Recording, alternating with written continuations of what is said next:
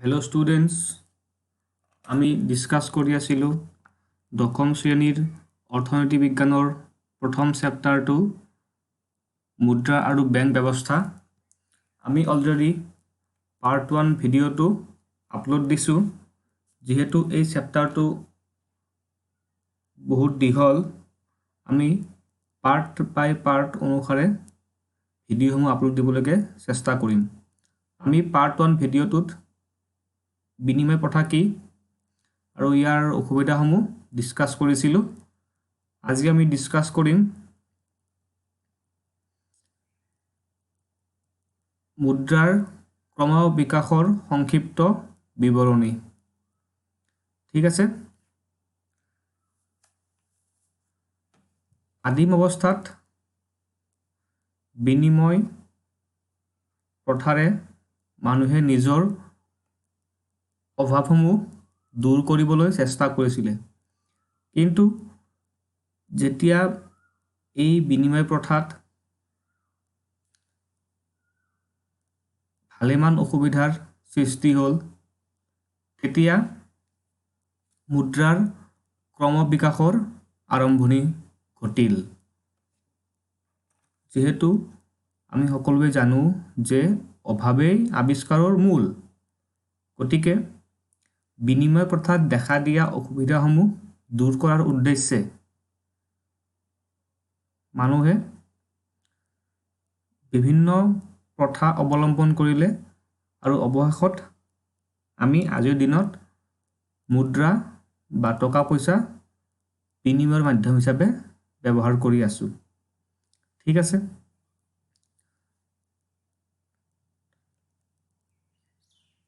বিনিময় প্ৰথাৰ পিছত মানুহে জন্তুমান ব্যৱহাৰ কৰিলে, তাৰপিছত অমুদ্ৰিত ধাতুমান ব্যৱহাৰ কৰিলে,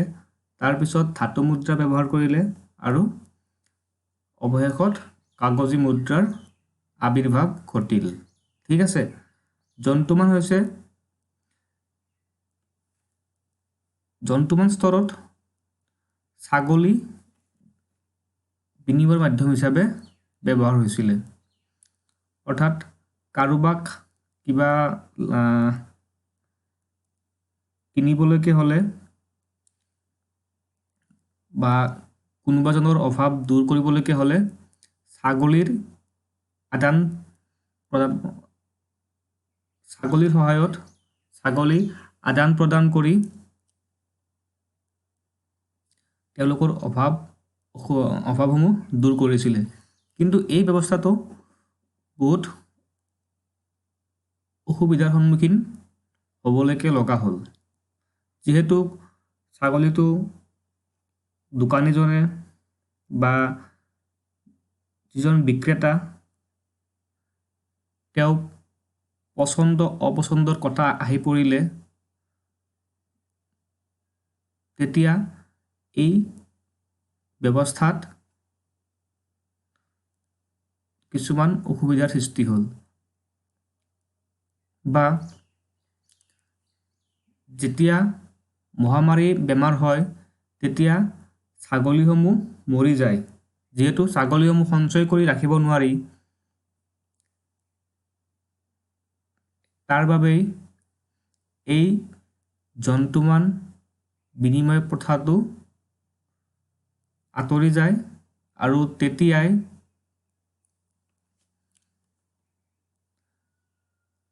অমৌদ্ৰিক ধাতুমান ব্যৱস্থাত বা সোণ ৰূপৰ টুকুৰা বিনিময়ৰ মাধ্যম হিচাপে ব্যৱহাৰ হ'বলৈ আৰম্ভ হয়। আৰু এটা কাৰণ আছিলে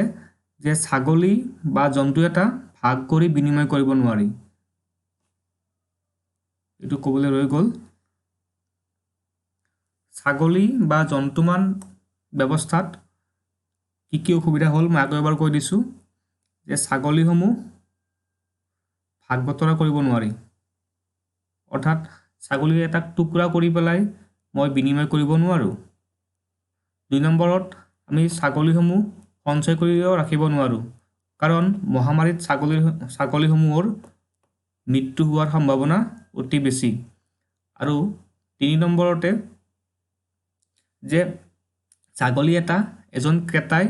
পচন্দ কৰিব পাৰে বা নকৰিব পাৰে অৰ্থাৎ মই ধৰা হ'ল মই এটা ছাগলী লৈ আহিছোঁ আৰু সেই ছাগলীটোৰ বিনিময়ত মই কিবা এটা বস্তু কিনিব বিচাৰিছোঁ যিজন বিক্ৰেতা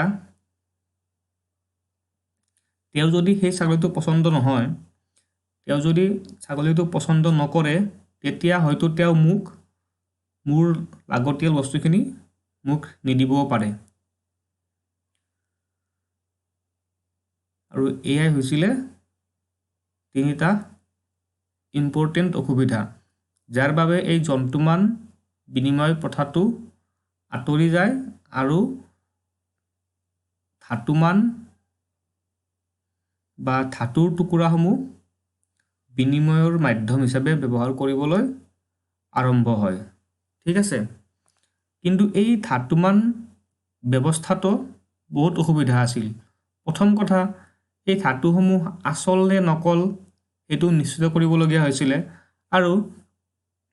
এই ধাতুসমূহ এঠাইৰ পৰা আন ঠাইলৈকে নিয়া খুব কষ্টকৰ আছিলে আৰু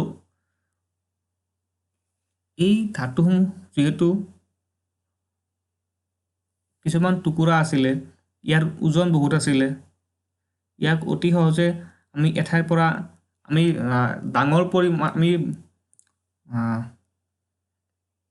আমি একেলগে বহুত ধাতু এঠাইৰ পৰা আন ঠাইলৈ নিয়াটো ইমান সহজ নাছিলে আৰু এইবিলাক কাৰণতে ধাতুমান ব্যৱস্থাটোৰ গুচি মুদ্ৰাৰ সৃষ্টি হ'ল ঠিক আছে মই আকৌ কৈছোঁ যে ধাতুসমূহ নিভাঁজ হয়নে নহয় অৰ্থাৎ খাটি হয়নে নহয় সেইটো চেক কৰাটো ইমান সহজ নাছিলে অৰ্থাৎ কোনোবাই নকল ধাতু দি পেলাই বিনিময় কৰিব পাৰে আৰু এই ধাতুসমূহ যিহেতু কিছুমান টুকুৰা আছিলে এই টুকুৰাবোৰ একেলগে বহুত ধাতু কঢ়িয়াই নিয়াটো সহজ নাছিলে ঠিক আছে ইয়াৰ পিছত আমাৰ আৰম্ভ হ'ল ধাতুৰ মুদ্ৰা অৰ্থাৎ আমি যোনটো আগতে পঢ়িলোঁ সেইটো হৈছিলে অমৌদ্ৰিক ধাতুৰ মুদ্ৰা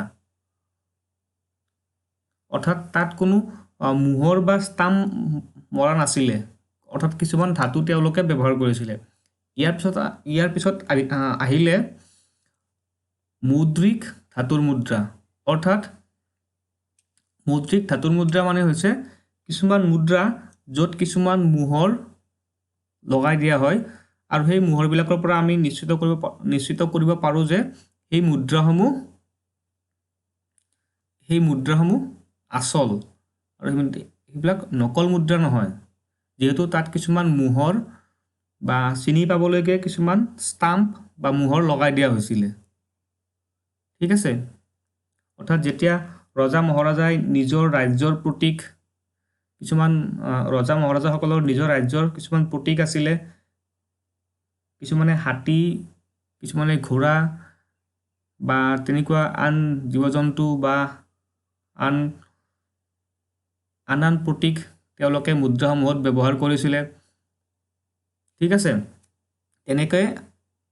মুদ্ৰাসমূহ মোহৰ লগাই দিয়াৰ ফলত যি নকল ধাতু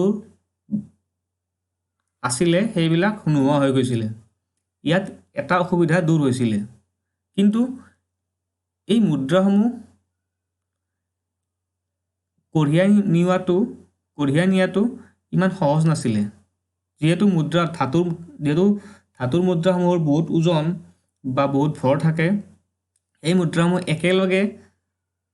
বুজন পৰিমাণত একেলগে এঠাইৰ পৰা আন ঠাইলৈ নিয়াটো খুবেই কষ্টকৰ আছিলে আৰু বেপাৰ বাণিজ্য কৰিবলৈ এই মুদ্ৰাসমূহে কিছুমান সমস্যাৰ সৃষ্টি কৰিছিলে ঠিক আছে ইয়াৰ পিছত আহিল কাগজী মুদ্ৰা। আমি বৰ্তমান যি মুদ্ৰা ব্যৱহাৰ কৰি আছোঁ সেয়া হৈছে কাগজী মুদ্ৰা। ঠিক আছে, কাগজী মুদ্ৰা হৈছে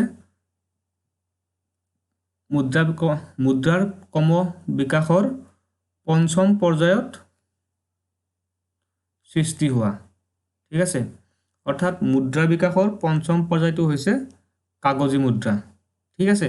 আমি জানো যে কাগজখন অতিকে পাতল, আমি ইয়াক ভাঁজ কৰি সৰুকৈ ভাঁজ কৰি আমি অতি সহজে এঠাইৰ পৰা আন ঠাইলৈ লৈ যাব পাৰোঁ। আমি আমাৰ চাৰ্টৰ পকেটত আমি অতি সহজে এই মুদ্ৰাসমূহ লৈ যাব পাৰোঁ। ঠিক আছে, আৰু এই মুদ্ৰা যিহেতু কাগজখন অতিকে পাতল, তো মুদ্ৰাসমূহ অতিকে পাতল, আৰু এই মুদ্ৰা এঠাইৰ পৰা আন ঠাইলৈ নিয়াটো অতি সহজ। ইয়াৰ যিহেতু ওজন নাই, আমি একেলগে বহুত সংখ্যক মুদ্ৰা আমি এঠাইৰ পৰা আন ঠাইলৈকে অতি সহজে লৈ যাব পাৰোঁ। ঠিক আছে,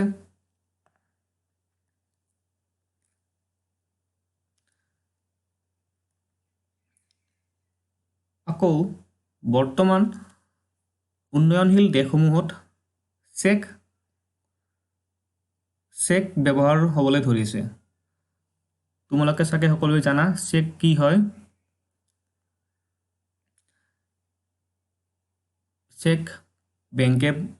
প্ৰদান কৰে, অৰ্থাৎ বেংকত জমা থকা ধনৰ পৰিৱৰ্তে আমি চেক এখন দি সেই আমি জমা ধন হস্তান্তৰ কৰিবলৈকে পাৰোঁ। ঠিক আছে, বেংকত থকা আমাৰ নিজৰ জমা ধন আমি চেকৰ জৰিয়তে আমি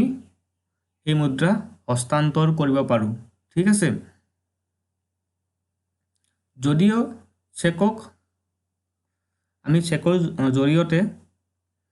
ধনৰ হস্তান্তৰ কৰিব পাৰোঁ, কিন্তু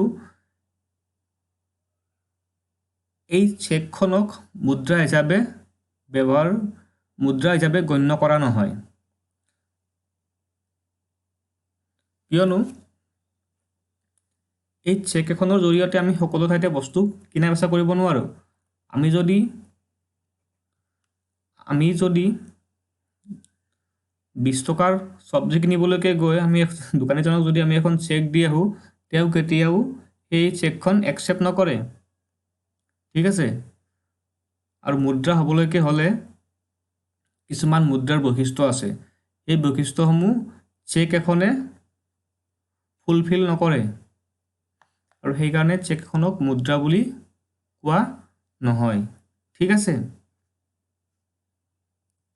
নেক্সট আমি চাই লওঁ মুদ্ৰা কি। ইংৰাজ অৰ্থনীতিবিদ জিঅ'ফ্ৰী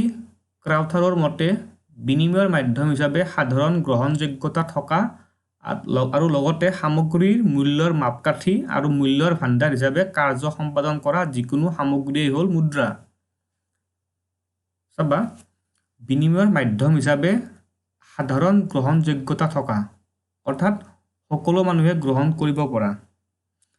আৰু লগতে সামগ্ৰীৰ মূল্যৰ মাপকাঠি আৰু মূল্যৰ ভাণ্ডাৰ হিচাপে, অৰ্থাৎ মূল্যৰ ভাণ্ডাৰ, অৰ্থাৎ আমি যদি জমা কৰি থৈ দিওঁ মুদ্ৰা, সি কেতিয়াও কমি নাযায়, অৰ্থাৎ সি মূল্যৰ ভাণ্ডাৰ হিচাপে কাম কৰিব। আৰু সামগ্ৰীৰ মূল্যৰ মাপকাঠি, অৰ্থাৎ আমি সামগ্ৰীৰ মূল্য এই মুদ্ৰাৰ জৰিয়তে আমি মাপন কৰিব পাৰোঁ। ঠিক আছে, এতিয়া এনেকুৱা এটা বস্তুকে আমি মুদ্ৰা বুলি কওঁ। অৰ্থাৎ মুদ্ৰা হৈছে কি, বিনিময়ৰ মাধ্যম হিচাপে সাধাৰণ গ্ৰহণযোগ্যতা থকা, লগতে সামগ্ৰীৰ মূল্যৰ মাপকাঠি হিচাপে কাম কৰা, আৰু মূল্যৰ ভাণ্ডাৰ হিচাপে কাম কৰা। ঠিক আছে, এতিয়া চোৱা, যদি আমাৰ দেশত সকলোৱে বেলগছৰ পাত বিনিময়ৰ মাধ্যম হিচাপে গ্ৰহণ কৰে, তেনে বেলপাতৰ সাধাৰণ গ্ৰহণযোগ্যতা থাকিব আৰু বেলপাত মুদ্ৰা হ'ব। বুজিছা, যদি আমি বেলপাত সকলোৱে আমি বিনিময়ৰ মাধ্যম হিচাপে গ্ৰহণ কৰোঁ, তেন্তে বেলপাতৰ সাধাৰণ গ্ৰহণযোগ্যতা থাকিব আৰু বেলপাত মুদ্ৰা হ'ব। ঠিক আছে, নেক্সট আমি চাওঁ মুদ্ৰাৰ বৈশিষ্ট্যসমূহ মুদ্ৰাৰ 8টা বৈশিষ্ট্য মন কৰিবলগীয়া এই বৈশিষ্ট্যসমূহ হৈছে মুদ্ৰাৰ সাধাৰণ গ্ৰহণযোগ্যতা থাকিব লাগিব অৰ্থাৎ সেই মুদ্ৰা যি মুদ্ৰা সকলো মানুহে বিনিময় মাধ্যম হিচাপে গ্ৰহণ কৰে ঠিক আছে যদি মুদ্ৰা সকলো মানুহে বিনিময়ৰ মাধ্যম হিচাপে গ্ৰহণ নকৰে তেন্তে সেইটো মুদ্ৰা হিচাপে গণ্য কৰা নহয় এইকাৰণে চেক এখন মুদ্ৰা নহয় কিয় চেক এখনৰ সাধাৰণ গ্ৰহণযোগ্যতা নাই যদি মই দোকানত গৈ 50 টকাৰ চব্জি কিনি পেলাই মই এখন চেক দি আহোঁ দোকানীজনক তেওঁ কেতিয়াও সেইখন গ্ৰহণ নকৰে কাৰণ এই চেকখন লৈ তেওঁ বেংকত যাব লাগিব আকৌ হয়তো তাত তাৰ একাউণ্ট থাকিব লাগিব পাৰে বেংকত ঠিক আছে যদি তেওঁৰ ঘৰৰ ওচৰত সেই বেংকটো নাই তেনেহ'লে তেওঁ বহুত দূৰলৈকে গৈ বেংকত গৈ সেই 50 টকাটোৰ কাৰণে বহুত কষ্ট কৰিবলগীয়া হ'ব সেইকাৰণে চেক এখন কেতিয়াও বেপাৰী বা দোকানীয়ে গ্ৰহণ নকৰে আৰু সেইকাৰণে চেক এখন মুদ্ৰা নহয় বুজিছা কিয়নো চেক এখনৰ সাধাৰণ গ্ৰহণযোগ্যতা নাই ঠিক আছে 2 নম্বৰ মুদ্ৰা সহজে চিনি পাব পৰা হ'ব লাগিব ঠিক আছে আন সকলোবোৰ সামগ্ৰীতকৈ ই বেলেগ হ'ব লাগিব মুদ্ৰাৰ চিনাক্তকৰণ সহজ নহ'লে সামগ্ৰী কিনা বেচাৰ সময়ত জটিলতাই দেখা দিব বুজিছা 1 নম্বৰটো হ'ল মুদ্ৰাৰ সাধাৰণ গ্ৰহণযোগ্যতা থাকিব লাগিব 2 নম্বৰটো মুদ্ৰা চিনাক্তকৰণ সহজ হ'ব লাগিব 3 নম্বৰ মুদ্ৰা সহজে নষ্ট হৈ যোৱা সামগ্ৰী হ'ব নোৱাৰে এতিয়া চোৱা যেতিয়া বিনিময় প্ৰথা আছিলে তেতিয়া মানুহে মাছ গাখীৰ আদি বিনিময় মাধ্যম হিচাপে গ্ৰহণ কৰিছিলে বিনিময় মাধ্যম হিচাপে মাছ গাখীৰ কণী আদিয়ে কাম কৰিছিলে কিন্তু এই মাছ কণী গাখীৰ বেছি দিন সাঁচি ৰাখিব নোৱাৰি কাৰণ এইসমূহ নষ্ট হৈ যায় কিন্তু মুদ্ৰা এনেকুৱা হ'ব নালাগিব যদি আমি মুদ্ৰা সাঁচি থৈ দিওঁ এই মুদ্ৰাখিনি নষ্ট হৈ যাব নালাগিব মুদ্ৰাখিনি বোলে পচি গ'ল মুদ্ৰাখিনি বোলে মামৰে খাই গ'ল এনেকুৱা হ'ব নালাগিব বুজিছা অৰ্থাৎ মুদ্ৰা সহজেই নষ্ট হৈ যোৱা সামগ্ৰী হ'ব নোৱাৰিব 3 নম্বৰ মুদ্ৰা সমজাতীয় বা পূৰ্ণ সাদৃশ্য হ'ব লাগিব বুজিছা এতিয়া চাবা মুদ্ৰা এখন যদি 100 টকীয়া মুদ্ৰা এখন ইমান দীঘল হয় তেন্তে বাকিবোৰ 100 টকীয়া মুদ্ৰাও ইয়াৰ সমানেই হ'ব লাগিব আৰু দেখাত ইয়াৰ নিচিনাই হ'ব লাগিব যদি এখন 100 টকীয়া এনেকুৱা হয় তেতিয়া হ'লে নহ'ব এখন 100 টকীয়া বোলে বহুত ডাঙৰ এখন 100 টকীয়া বোলে অকমানি এনেকুৱা হ'ব নালাগিব তোমালোকে বুজিছানে এখন 100 টকীয়া বোলে বহুত এনেকুৱা বহুত ডাঙৰ বহুত দীঘল আৰু এখন 100 টকীয়া বোলে এনেকুৱা তেতিয়া দুইখনৰে মাজত সাদৃশ্য গুণ নাথাকিব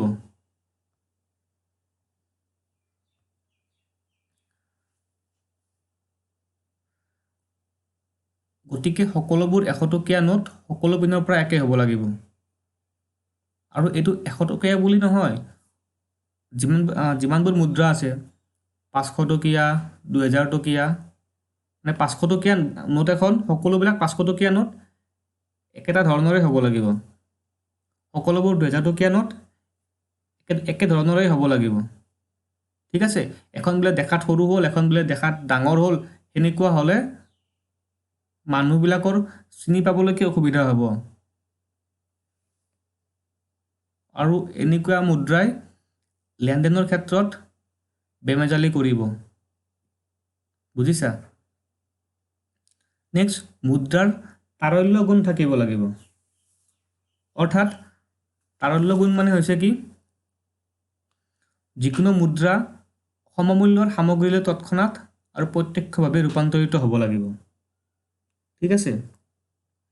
অৰ্থাৎ মই 100 টকা মই 100 টকা এখন দি সমমূল্যৰ বস্তু অতি সহজতে আৰু অতি সোনকালে কিনিব পাৰোঁ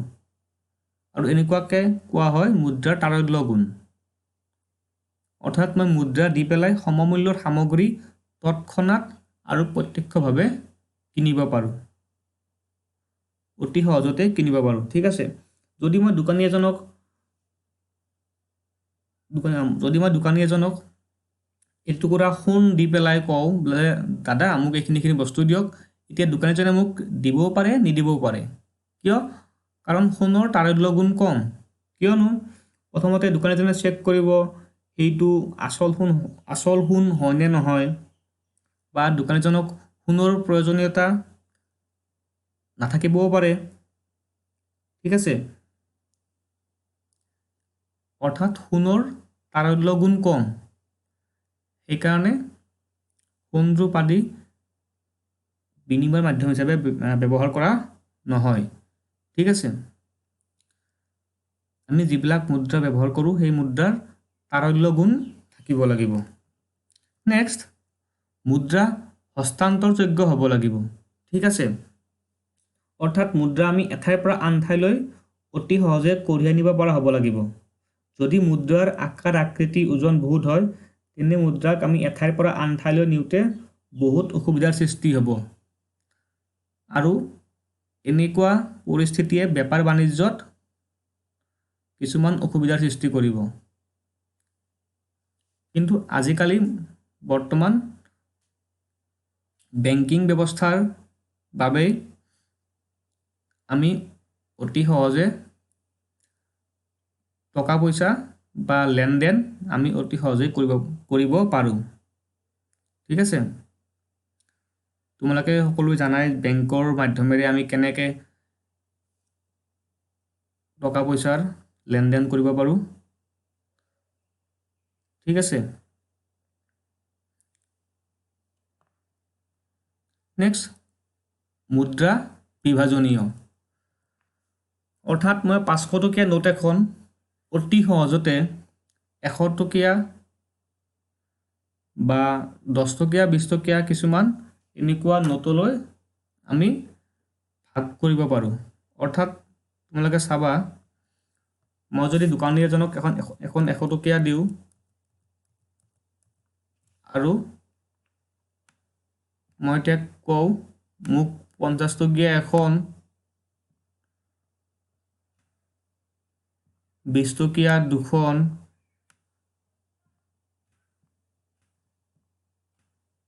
আৰু 10 টকীয়া এখন দিবলৈকে তেওঁ মোক দিবলৈ পাৰিব কাৰণ মুদ্ৰা বিভাজনীয় এইখিনিৰ মূল্য যিমান এই 50 টকীয়া এখন এইখিনিৰ মূল্য 20 টকীয়া দুখন আৰু 10 টকীয়া এখন এইখিনিৰ মূল্য যিমান এই 100 টকাখনৰ মূল্য সিমানেই অৰ্থাৎ মুদ্ৰা বিভাজনীয় তোমালোকে বুজিছানে মই কি কৈছোঁ মই 100 টকীয়া এখন যদি ভাগ কৰোঁ 50 টকীয়া এখন 20 টকীয়া দুখন আৰু 10 টকীয়া এখনলৈকে মই ভাগ কৰিবলৈকে পাৰিম অতি সহজে কাৰণ মুদ্ৰা বিভাজনীয় এই 100 টকীয়া নোটখনৰ যিমান মূল্য আৰু এই ইয়াতে এখন নোট ইয়াতে দুখন নোট এই 4খন নোটৰ মূল্যও সিমান বুজিছা অৰ্থাৎ মুদ্ৰা বিভাজনীয় হ'ব লাগিব ঠিক আছে আৰু এই মুদ্ৰা যেনেকৈ বিভাজনীয় হয় বিনিময় ব্যৱস্থাত হাতী বা ছাগলী এটা বিভাজন কৰিব পৰা নগৈছিলে অৰ্থাৎ ক্ৰেতা এজনে বিক্ৰেতা এজনক ছাগলীৰ এটা টুকুৰা এটা কাটি দি পেলাই বস্তু কিছুমান কিনিব পৰা নাছিলে আৰু সেইকাৰণে বিনিময় প্ৰথাত সেইটো এটা ডাঙৰ অসুবিধা সৃষ্টি কৰিছিলে বুজিছা নেক্সট মুদ্ৰাৰ স্থিৰ মূল্য থাকিব লাগিব 8 নম্বৰটো হৈছে মুদ্ৰাৰ স্থিৰ মূল্য থাকিব লাগিব মুদ্ৰাৰ মূল্য দ্ৰুত গতিত হ্ৰাস পালে মুদ্ৰাৰ গ্ৰহণযোগ্যতা লোপ পাব সেইদৰে মুদ্ৰা সঞ্চয়ৰ ভাণ্ডাৰ হ'ব নোৱাৰিব অৰ্থাৎ ইয়াৰ মানে হৈছে মুদ্ৰাৰ ক্ৰয় কৰা ক্ষমতা স্থিৰ থাকিব লাগিব মুদ্ৰাৰ ক্ৰয় কৰা ক্ষমতা স্থিৰ থাকিব লাগিব তোমালোকে এই 8টা ধুনীয়াকৈ কপিত লিখি ল'বা আৰু এই কথা মুখস্থ কৰিবা এইকেইটা অতিকে ইম্পৰ্টেণ্ট মেট্ৰিকৰ কাৰণে মুদ্ৰা কি আৰু মুদ্ৰাৰ বৈশিষ্ট্যসমূহ লিখা আৰু তেনেকৈ মুদ্ৰাৰ ক্ৰম বিকাশৰ সংক্ষিপ্ত বিৱৰণী এইটো অতিকে ইম্পৰ্টেণ্ট তোমালোকে এটা ইয়াৰো নোট বনাই ল'বা ঠিক আছে নেক্সট আমি বাকিখিনি পৰৱৰ্তী ভিডিঅ'ত ডিছকাছ কৰিম মুদ্ৰাৰ কাৰ্যাৱলী আমি এইখিনি পৰৱৰ্তী ভিডিঅ'ত ডিছকাছ কৰিম ঠিক আছে আৰু যিবিলাক লোকে আমাৰ সেই পাৰ্ট 1 ভিডিঅ'টো চোৱা নাই তেওঁলোকে আমাৰ প্লেলিষ্টত গৈ পেলাই তাত ক্লাছ 10ৰ ছ'চিয়েল সায়েন্স বুলি এটা আছে প্লেলিষ্ট তাতে সকলোখিনি চাবলৈকে পাৰিবা আমি অলৰেডি 10ম শ্ৰেণীৰ পলিটিকেল সায়েন্স অৰ্থাৎ ৰাজনীতি বিজ্ঞানৰ দুটা ভিডিঅ' আপলোড কৰিছোঁ ঠিক আছে আৰু আমি নেক্সট তোমালোকৰ জিঅ'গ্ৰাফিৰ ভিডিঅ' আপলোড কৰিম এইখিনি চাবা আৰু ভাল লাগিলে লাইক কমেণ্ট শ্বেয়াৰ কৰিবা ঠিক আছে থেংক ইউ ভালকৈ পঢ়িবা বাই বাই